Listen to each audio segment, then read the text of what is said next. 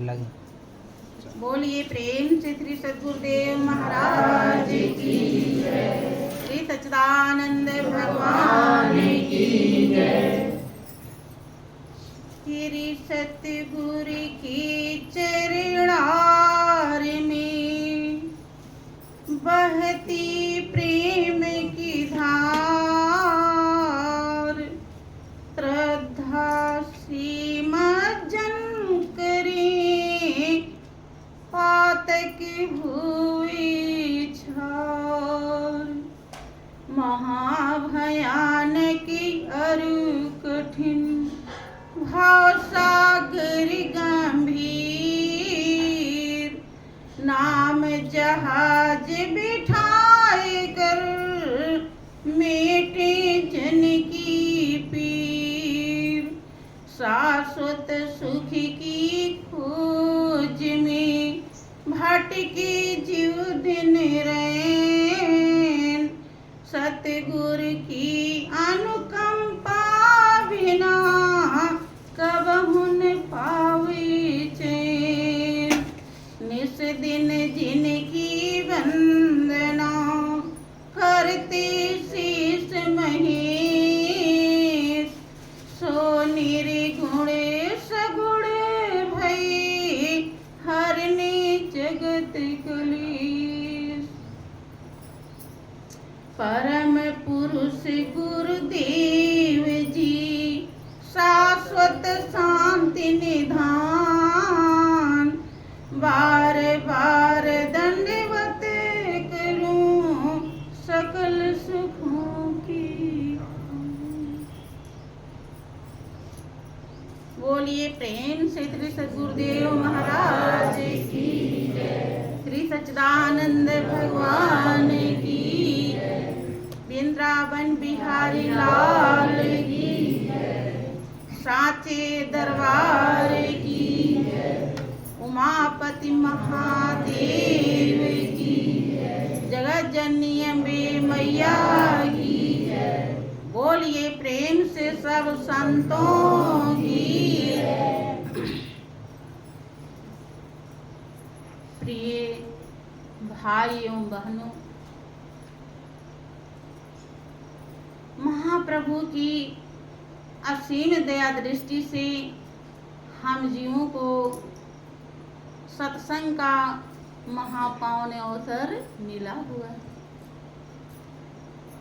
ये अवसर जिसके जीवन में वो परमात्मा प्रदान करता है, उसका जीवन अहोभाग्य से भर जाता है। लेकिन बहुत ही ध्यान देने की जरूरत है, विचार करने की आवश्यकता है। अवसर मिल जाता है, मिलने के बाद भी अगर हम उसकी कीमत नहीं समझते हैं, कदर नहीं करते हैं, तो लाभ नहीं उठा पाते। अवसर मिलने के बाद हमें उसका लाभ उठाने के लिए क्या समझाया जा रहा है, क्या बताया जा रहा है, उसके लिए योग्य होना चाहिए। वो योग्यता संस्कार भाव श्रद्धा का होता है। भाव श्रद्धा पावन संस्कार में अगर कमी है, श्रद्धा में कमी है, आ तो गए हैं यहाँ पे, लेकिन बहुत तो यही नहीं समझ पाते कि हम यहाँ किस लिए आए हैं, यहाँ क्या मिलेगा, हम क्या लेने के लिए आए और हमको कैसे लेना चाहिए। कोई बिरले भाग्यशाली संस्कारी जीवात्मा होती है जो इस रहस्य को समझती है, और समझने का एक ही जरिया होता है कि वो इस अवसर का लाभ उठा लेता है। इस अवसर का लाभ उठाने के लिए ऋषियों मुनियों ने हड्डी गला दी, राजाओं ने हस्ती मिटा दी। इतिहास साक्षी है। किसी भक्त ने अपने अनुभव को व्यक्त किया है, जिसने इस अवसर का लाभ उठाया और जीवन की कीमत पाया। जो इस अवसर का लाभ उठा लेता है वो जिंदगी जीना सीख जाता है, उसे जीने की कला आ जाती है। इसी संसार में रहता है लेकिन संसार से उपराम हो जाता है। जैसे कमल कीचड़ में रहता है लेकिन कीचड़ का उसके ऊपर कोई भी प्रभाव नहीं पड़ता।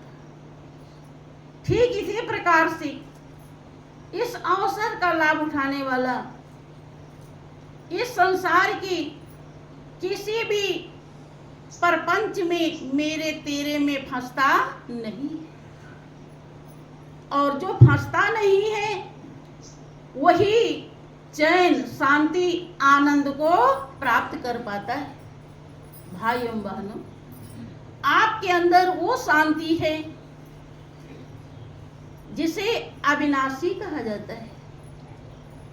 ऐसी शांति है जो ये पल के लिए भी आपको बेचैन ना होने दे। ऐसा आनंद है जो एक पल के लिए भी हटता नहीं। ऐसा सुख है जो कभी भी किसी भी प्रकार की कमी नहीं होने देगा। लेकिन उस सुख, शांति, आनंद तक हम कैसे पहुंचे? इस अवसर का जब हम लाभ उठाते हैं तभी पहुंच पाते हैं, और पहुंचने के बाद हमारी सुरति उस सुख, शांति, आनंद में हमेशा स्थिर हो जाती है। बार बार हर पल पहुंचती रहती है, और जहां पर वो सुख, शांति, आनंद है वही सत्य है, वही चेतन है, वही आनंद स्वरूप है। और जो आपका ही स्वरूप बताया जाता है, आप ही सुख, शांति, आनंद स्वरूप हैं। लेकिन इस माया की भूल भुलैया में आप अपने को भूल गए। आप अपने की पहचान करके अपने से प्रेम लगा लें। सभी के अंदर वही परमात्मा आत्मा के रूप में स्थित है, इसीलिए ये जीवन मिला है, उससे प्रेम करने के लिए मिला है। लेकिन वो कैसे है, कहाँ है, क्या है, जब तक इसका भेद नहीं जानेंगे, परिचय नहीं होगा, पहचान नहीं होगी, तब तक प्रेम संभव नहीं है। किस तरह से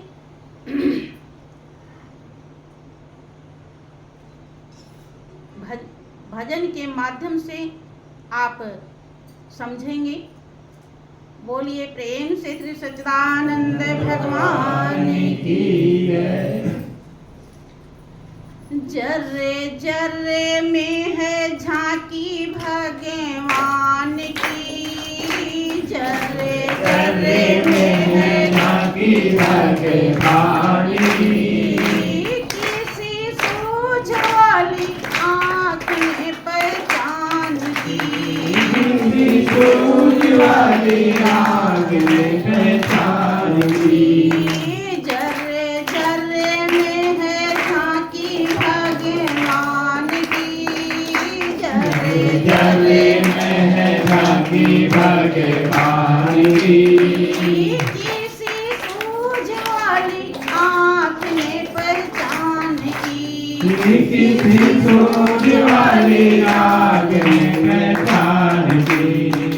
नाम देव ने पकाई रोटी, उतने वो नामदेव ने पकाई, रोटी कुत्ते ने उठाई। पीछे घी का कटोरा लिए जा रहे, पीछे घी का कटोरा लिए जा रहे। बोले रूखी तो ना खाओ, थोड़ा घी भी लेते जाओ। बोले रूखी तो ना खाओ, थोड़ा घी तो लेते जाओ।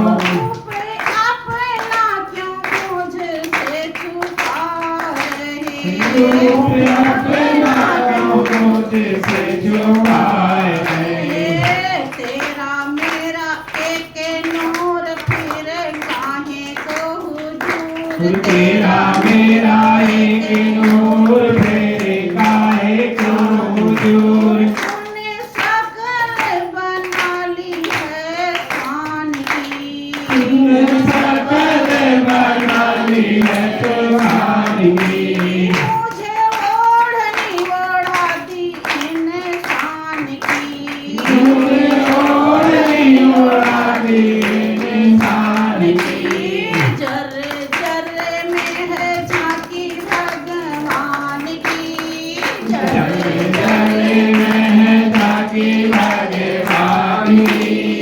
किसी सूझ वाली आँख ने पहचान की, सूझ वाली आँख ने पहचान की। वो सुख शांति आनंद स्वरूप मालिक जो है, जो हमारा सच्चा हितैषी है।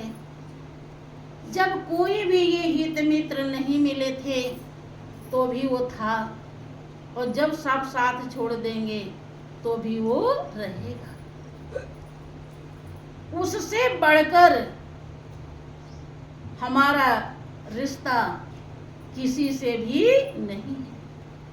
लेकिन हम सब रिश्ते को निभाते हैं और उसी रिश्ते को निभाते नहीं, कारण उस रिश्ते की हमें पहचान ही नहीं है, हमें कदर ही नहीं है।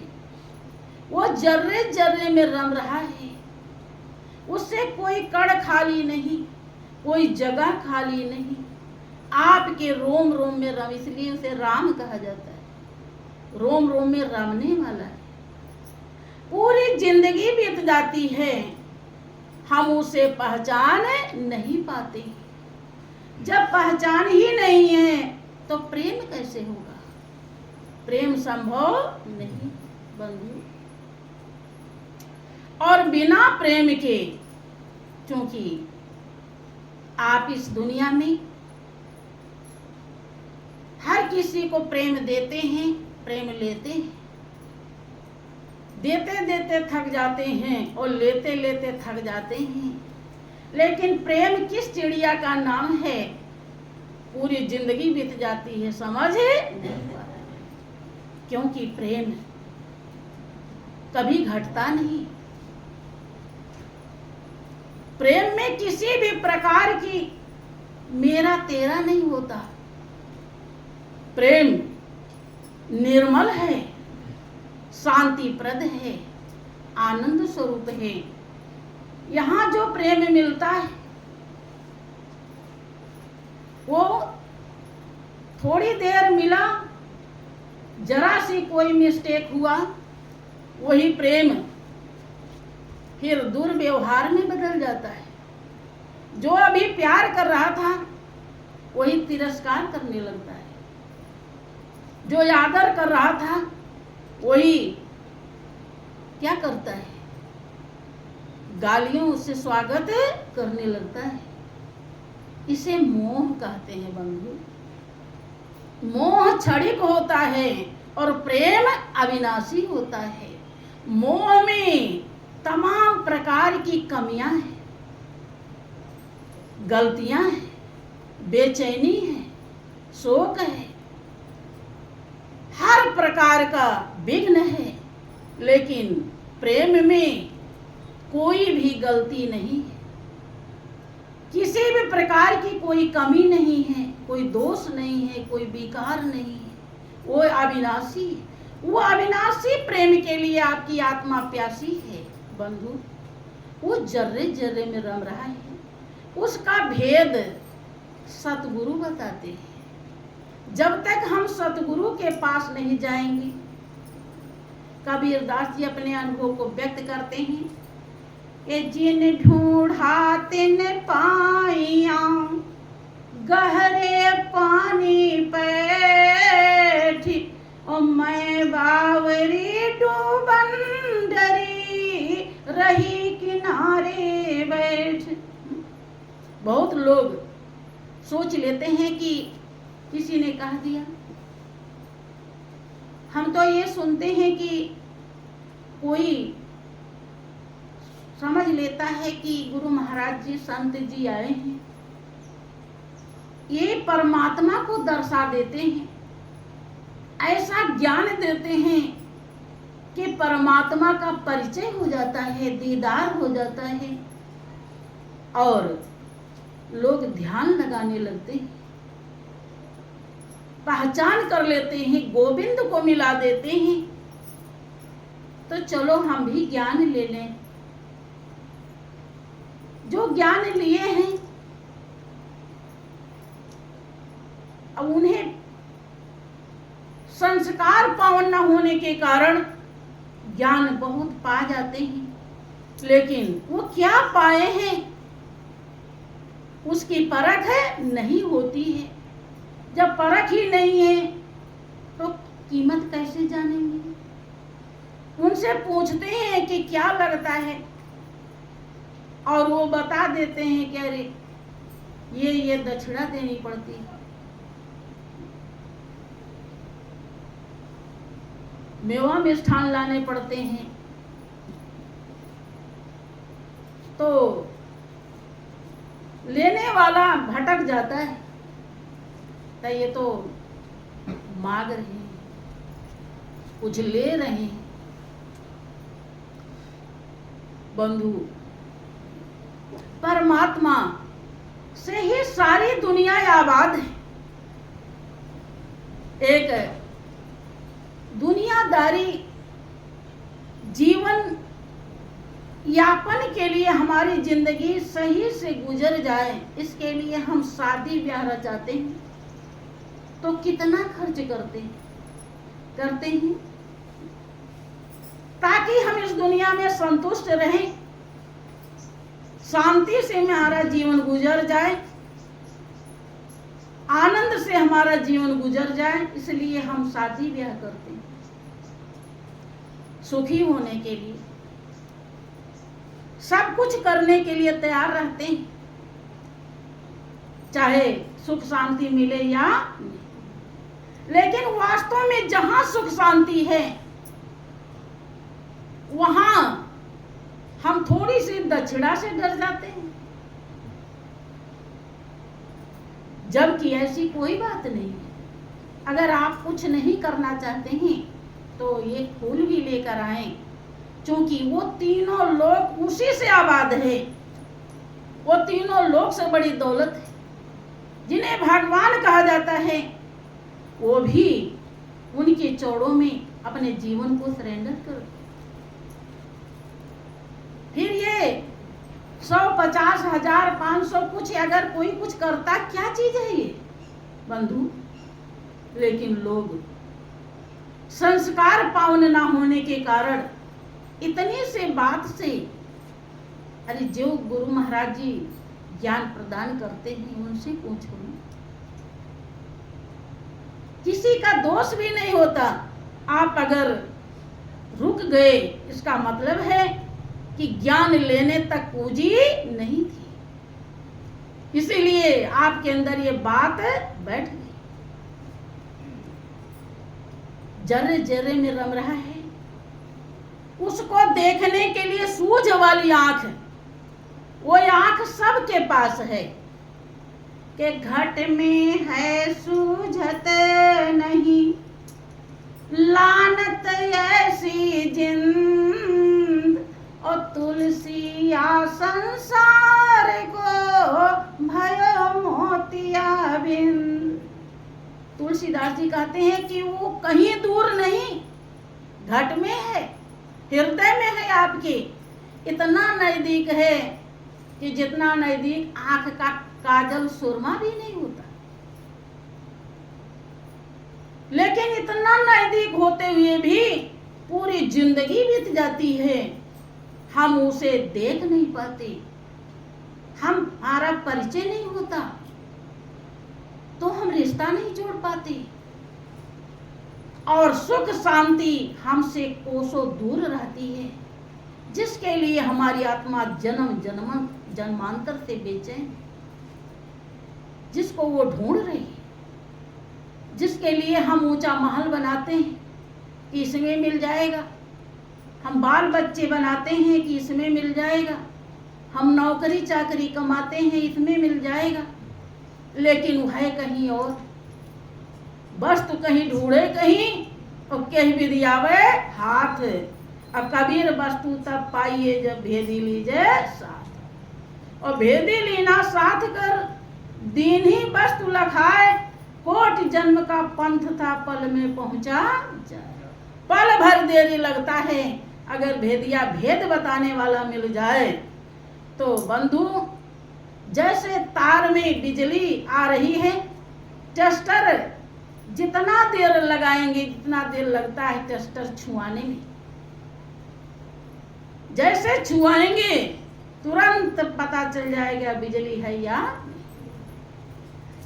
ऐसे ही आपके अंदर वो शक्ति जो बैठी है, जिसके नाते आप आबाद हैं,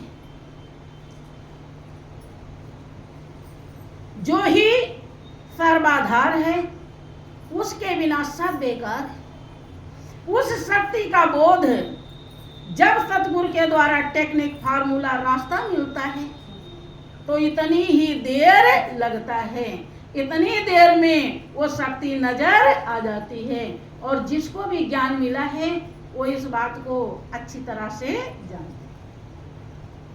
कभी न मानो मेरी कहानी और जब तक न देखो अपनी नैनी। ध्यान रहे, नामदेव जी पूर्व जन्म के बहुत बड़े संस्कारी थे, इतने बड़े अच्छे संस्कार बना के लाए थे कि लोग मंदिर में जाते हैं, मूर्तियां होती हैं, किसी से चाहे वो आधी रात को क्यों न चले जाएं, वो मूर्ति न हिलती है, न डोलती है, न बोलती है, लेकिन नामदेव से भगवान उसी मूर्ति में से बात किया करते थे। ऐसा प्रसंग आता है, आपका धार्मिक ग्रंथ ऐसा दर्शाता है। जिक्र आता है कि वो रोज मंदिर में जाया करते थे और रोज ही भगवान से बात घंटों घंटों किया करते थे।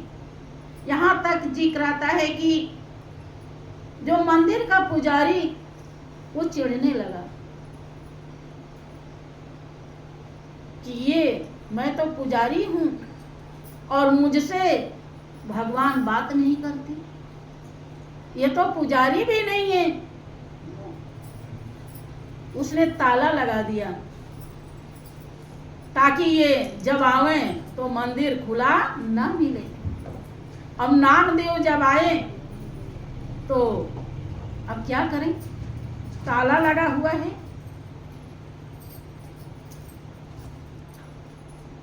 देखा कि अब किधर से जाएं, बड़े बेचैन हुए। ऐसा बताया जाता है कि दीवार ही गिर जाती है, क्योंकि बंधु सच्चा भाव सच्चा कर्म क्या नहीं कर सकता, कुछ भी दुर्लभ है नहीं। सकल पदार्थ है जगमाही और कर्महीन नर पावत नहीं। जब दीवार गिर गई तो नामदेव भगवान के पास पहुंचे जाते हैं और बात करने। अब पुजारी करे क्या, अब तो उसके बस की बात।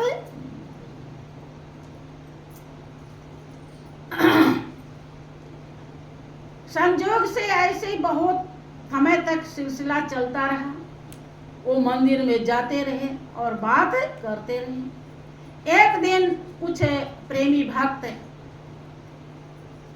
संत ज्ञानेश्वर, नामदेव, मुक्ताबाई और एक दो संत का जिक्र आता है भक्त का, वो आप बैठे हुए थे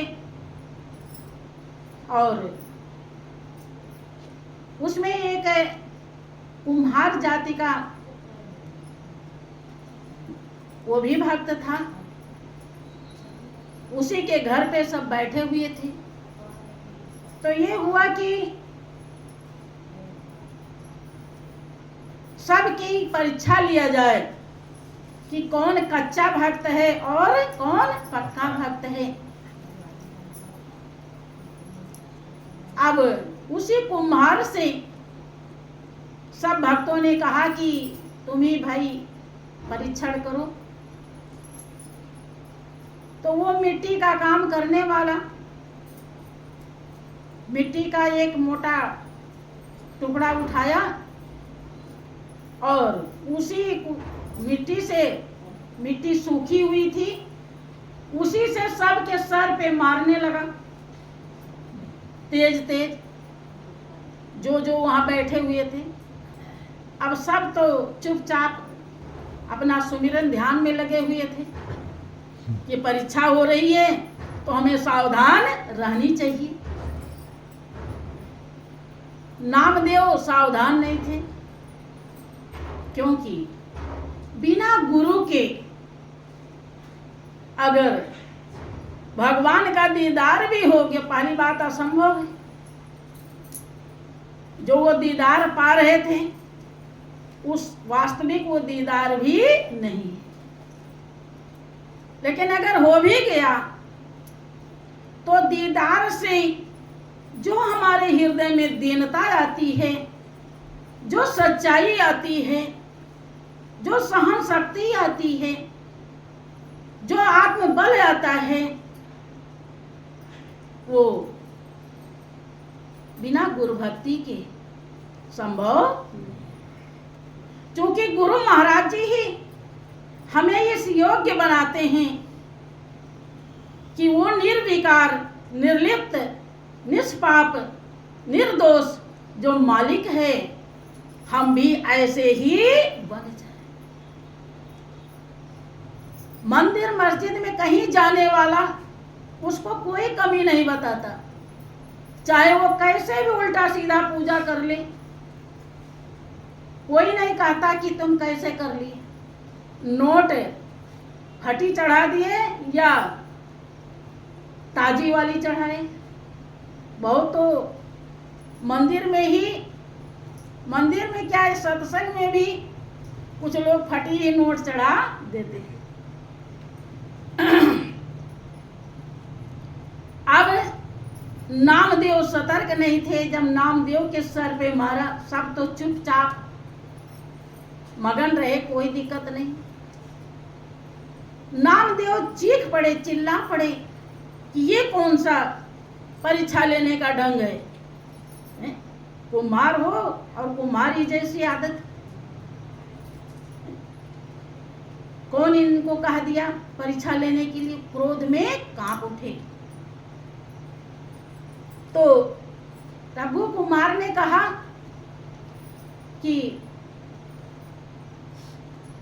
सब तो पक्के हैं, नामदेव ही कच्चे हैं। अब देखें, बिना गुरु के भगवान से घंटों घंटों बात कर रहे हैं, लेकिन अहंकार खत्म नहीं।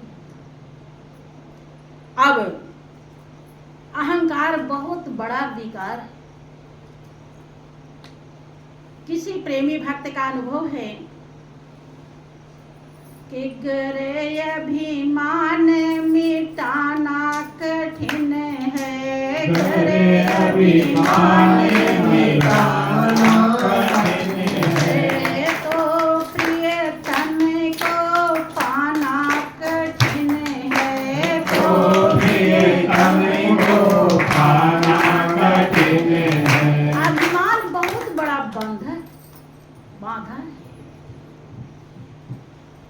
अभिमान, चाहे कितना भी बड़ा भक्त क्यों ना, अगर उसके अंदर जरा सा भी आता है तो प्रभु बिल्कुल भी देरी नहीं लगाता है और उस अभिमान को खत्म करके ही वो चैन लेते हैं। अब नामदेव को बहुत बड़ी ठेस लगी कि भगवान किसी से तो बात नहीं करते, मुझसे बात करते हैं और हमको कच्चा बता दिया। ये क्या बात है, हैं?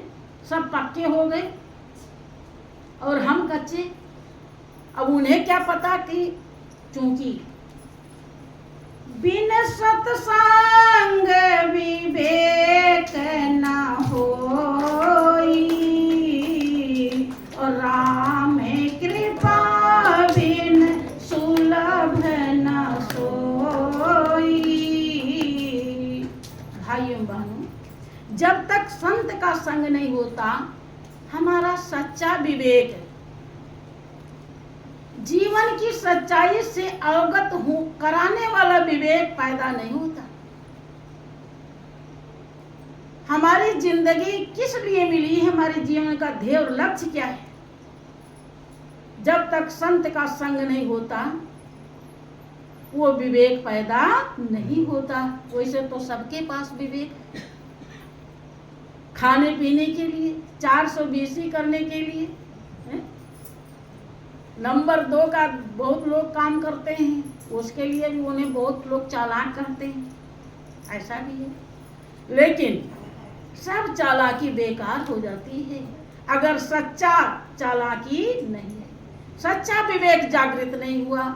और राम की कृपा जब होती है तब संत का संग मिलता है, और राम की कृपा तब होती है जब आप जन्म जन्मांतर से राम को पाने के लिए प्रयासरत रहे होते, संस्कार जुटाए होते हैं। अगर नहीं जुटाए हैं तो राम की कृपा तो हो ही रही, कृपा तो उसी दिन हो गई जिस दिन आपको ये जिंदगी, लेकिन आप कृपा के पात्र नहीं बन पाएंगे, कृपा लेने लायक नहीं बन पाएंगे अगर संस्कार नहीं इकट्ठा किया तो नामदेव दुखी हैं और भगवान के चौड़ों में जाते हैं तो सबसे पहले बस यही वो शिकायत करते हैं प्रभु से कि प्रभु आपसे तो हमारी इतनी बात होती है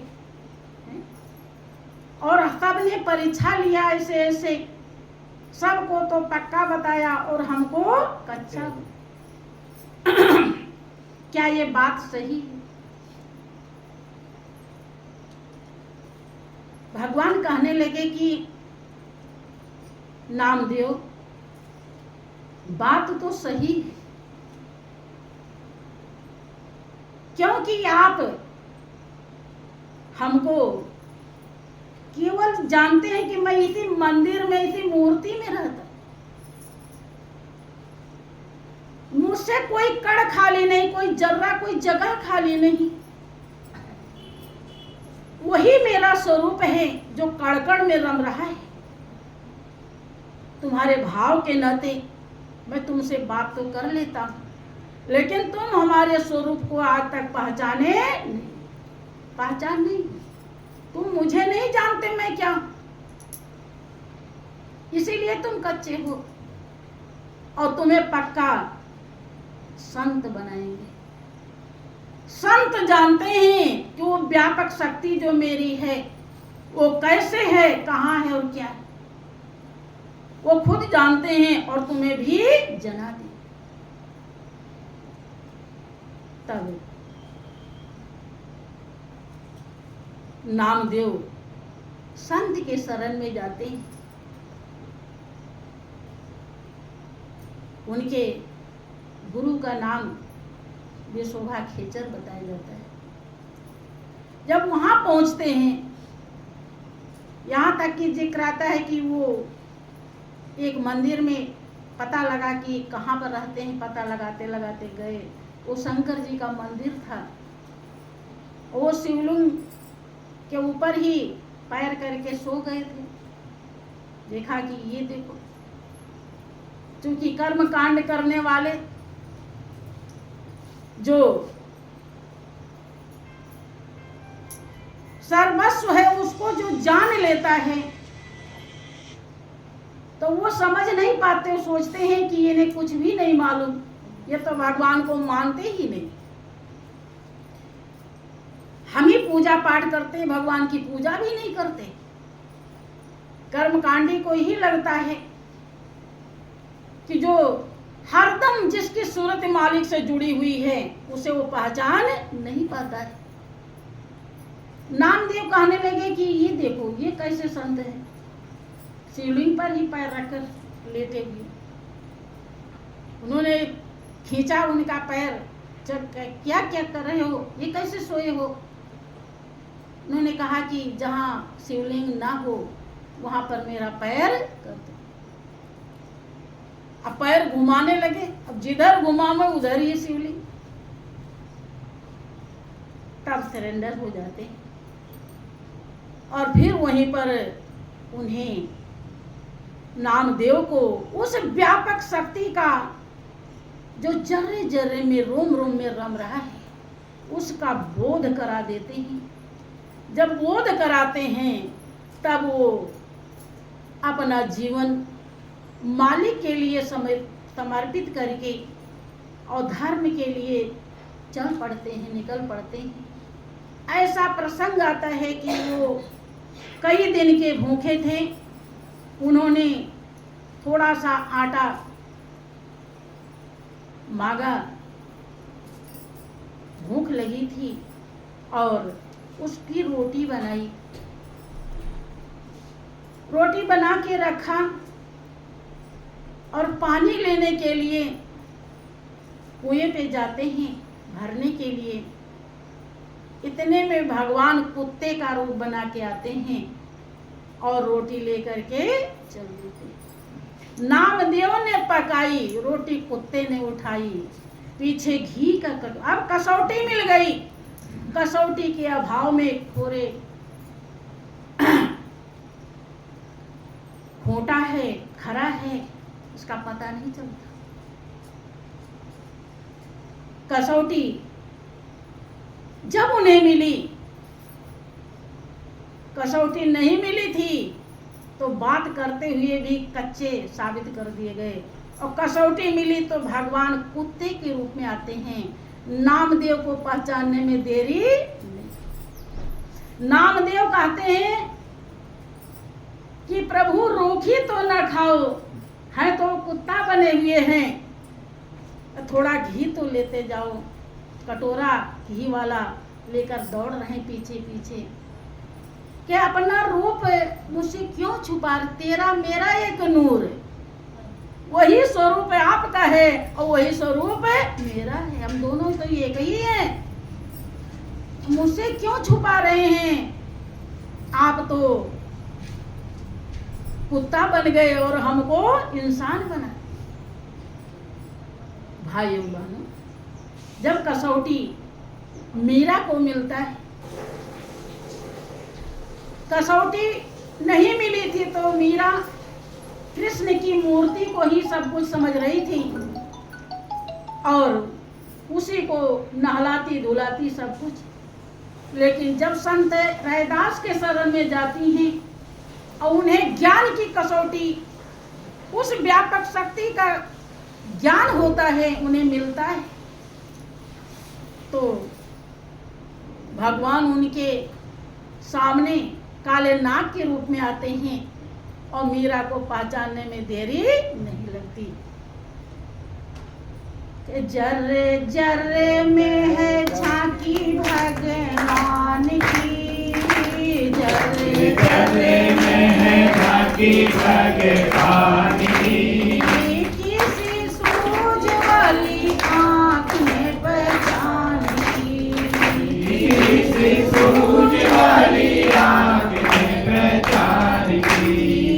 निगाह मीरा की निराली पीके जहरे की प्याली, निगाह मीरा की निराली पीके जहरे की प्याली, ऐसा गिरधर बसाया हर सांस में, ऐसा गिरधर बसाया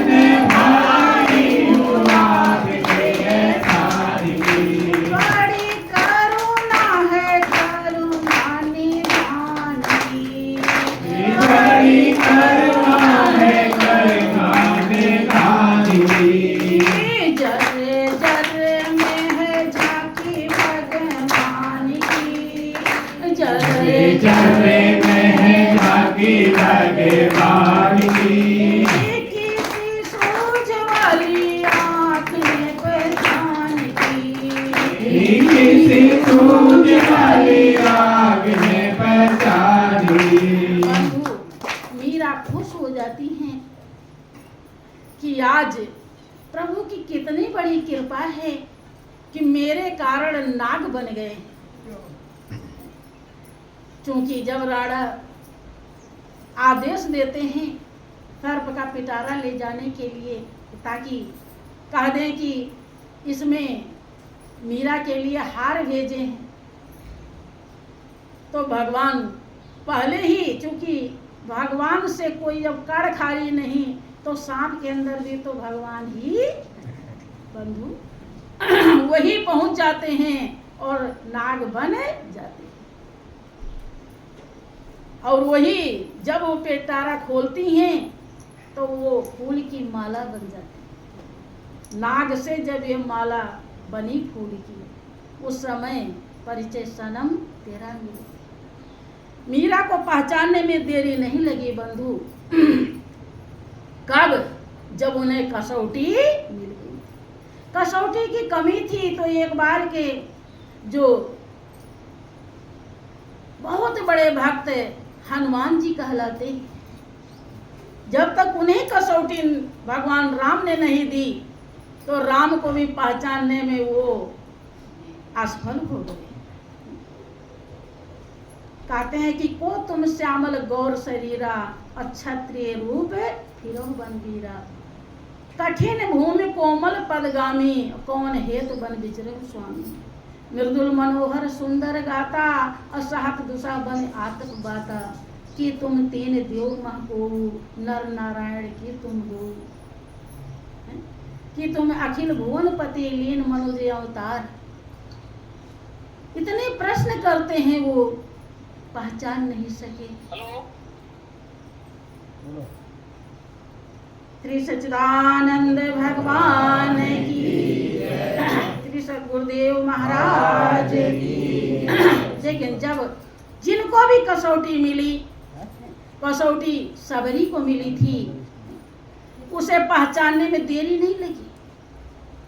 मतंग ऋषि ने कसौटी दिया था, जैसे भगवान राम पहुंचते हैं, पान जोरी आगे भई ठाढ़ी, और प्रभु बिलो की प्रीति अति बाढ़ी, कह विधि स्तुति करो तुम्हारी, अधम जाति जड़ मत में भारी। तुरंत हाथ जोड़ करके खड़ी हो जाती है, कहती प्रभु मैं किस विधि से आपकी पूजा। उसे उसको पूछना नहीं पड़ा कि को तुम श्यामल गौर शरीरा, सांवले और गोरे शरीर वाले कौन हो, ये पूछने की जरूरत है। कसौटी हमें खरे खोटे की पहचान बताती है। कसौटी नहीं है तो सोनार के पास भी जाएंगे तो सोने के बजाय पीतल लेकर आ जाएंगे। कसौटी ही हमें सच्चाई का बोध कराती है। आगे जिक्र है, सूरदास जो कहीं कहीं जन्मांध बताए जाते हैं, कहीं कहीं जिक्र आता है कि वो बाद में अंधे हो गए थे। ऐसा बताया जाता है किसी सुंदर नारी को देखते थे तो उनके साथ ही वो चल देते थे। ऐसा प्रसंग आता है कि एक नारी पानी भर रही थी, देखने में सुंदर थी। उधर से ही सूरदास जा रहे, तब सूरदास नहीं थे, तो उसी को एकटक देखने लगे। वो धर्मात्मा थी, धर्म को धारण की हुई थी। जो धर्म को धारण कर लेता है बंधु, उसके लिए दुनिया की सकल सूरत तुच्छ हो जाती। धन दौलत सब मिट्टी के समान दिखाई पड़ता है, केवल उसे काम लेता है, उसको उसके लिए उसे कोई लालच नहीं। जानता है कि ये बस केवल काम लेने के लिए और इसका कोई स्थान नहीं।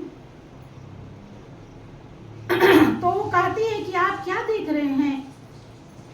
सूरदास कहते मैं तुम्ही को देख रहा हूं, तुम बहुत अच्छी लग रही हो। तो कहती है कि अगर हमें देखकर आपको सुकून मिल रहा है, आपको अच्छा लग रहा है, तो आप हमारे साथ चलिए, क्योंकि अब मैं पानी भर के लेकर चली जाऊंगी, फिर किसको देखेंगे? आप मेरे घर पे चलिए, वहां मैं इधर उधर आती जाती रहूंगी और आप मुझे देखते क्योंकि जो धर्म धारण कर लेता बंधु, वो जानता है कि रोम रोम, नस नस नाड़ी जो कुछ भी है, ये किसी के काम में आ जाए तो इससे अच्छा है और कुछ भी नहीं। जो इस रहस्य को नहीं जानता है, वो हड्डी में दम नहीं, हम किसी से कम नहीं, वो तो हमेशा इठलाता रहता है, इतराता रहता है। फिर वो चले जाते, उसके घर चले जाते हैं। विचार कीजिए, शर्म नहीं आई उनको? जब चले गए तो अंदर जाती है और अपने पति से कहती है कि ऐसी ऐसी बात है। तो पति उसका आदेश दे देता है कि ठीक है, जाओ तुम बाहर ही रहना। और जैसे वो अंदर आती है, इतने में ही विचारों का बदलाव हो जाता है। सूरदास, कोई सोया हुआ संस्कार, उनका पावन संस्कार जागृत हो जाता है और वो अपने मन को धिक्कारते हैं। नालायक मन, तू क्या करा रहा है? जिस मालिक ने इतना सुंदर 84 लाख योनि में से निकालकर मनुष्य की जिंदगी दिया, जिसके लिए देवता तरसते हैं, तो हाड़ मांस चमड़ी के देखने के लोभी बन गया। जो मैले की भट्टी है, जिसमें कुछ भी नहीं रखा है, जिंदे बदबू करता है, जिसमें कोई दोष नहीं, कोई गंदगी नहीं, कोई कमी नहीं, उसको देखने के लिए तेरे हृदय में लालसा पैदा नहीं, धिक्कार है तेरी जिंदगी को। जब ऐसा भाव आया तो उन्होंने, जैसे वो आती है, कहते हैं कि अब मुझे किसी को देखने की जरूरत नहीं, अब मेरे लिए तू ये काम कर कि 2 गरम सुई लेकर आओ। और वो लाती है, फिर दोनों आंख को फोड़ लेते हैं। अब फोड़ने के बाद संत वल्लभाचार्य जी के पास पहुंचते हैं।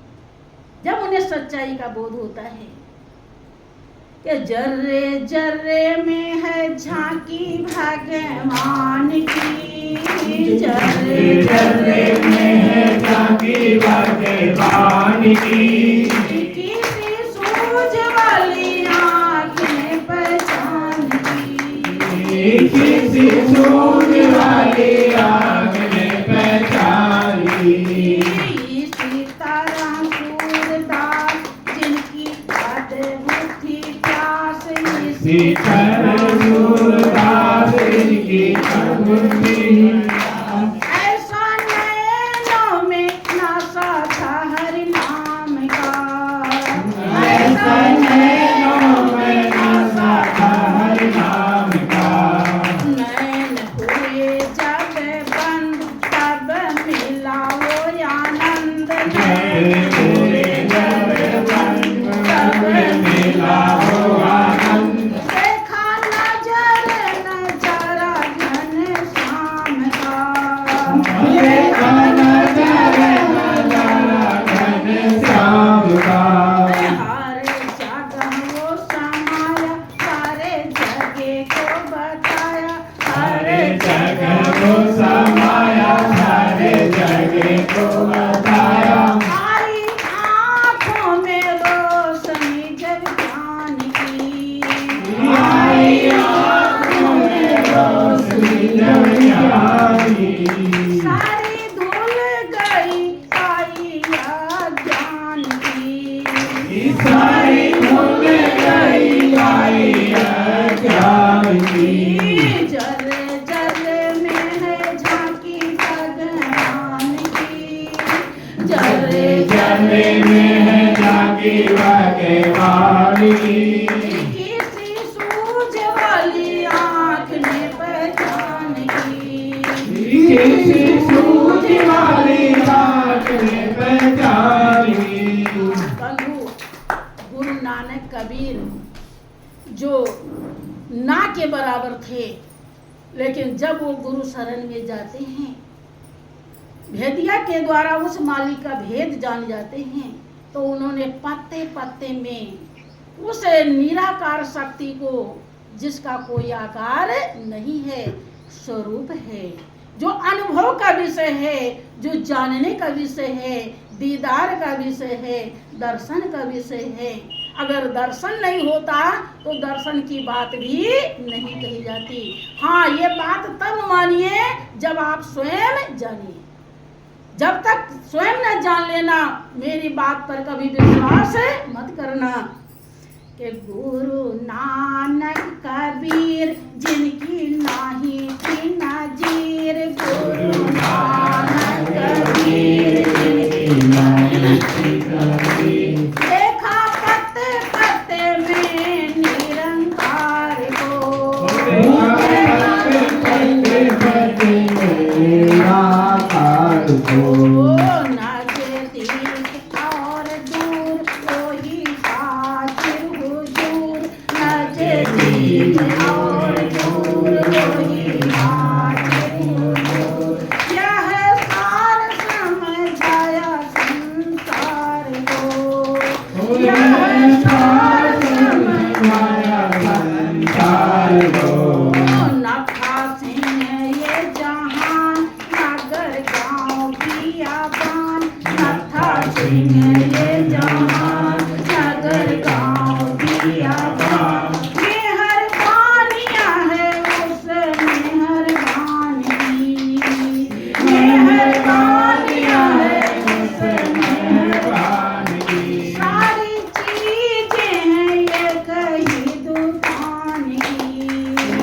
सारी चीजें हैं दुकान की, जर्रे जर्रे में झांकी वर्धमान की, जर्रे जर्रे में झांकी वर्धमान की, किसी सूझ वाली आँख ने पहचान की, किसी सूझ वाली आँख ने पहचान की, जर्रे जर्रे में है झांकी भगवान की, जर्रे जर्रे में है झांकी भगवान की, किसी सूझ वाली आँख ने पहचान की, किसी सूझ वाली आँख ने पहचान की। बोलिए प्रेम से श्री सद्गुरुदेव महाराज की जय।